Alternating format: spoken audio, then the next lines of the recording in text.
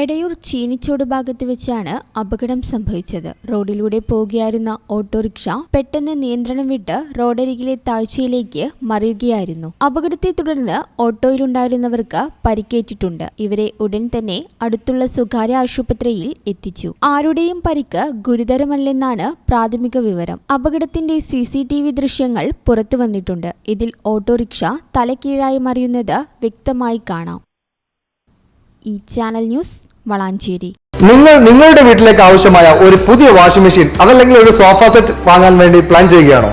പക്ഷെ വലിയ തുക ഒരുമിച്ച് മുടക്കേണ്ടി വരുമോ എന്ന് പേടിച്ച് നിങ്ങളുടെ ആഗ്രഹം മാറ്റിവെക്കുകയാണെങ്കിൽ ഇനി അത് വേണ്ട. ബെയ്മെന്റ് ഇവിടെയുണ്ട്. ഇനി റെഡി ക്യാഷ് വേണ്ട, പലിശയും വേണ്ട. അതെ, നിങ്ങൾ കേട്ടത് ശരിയാണ്.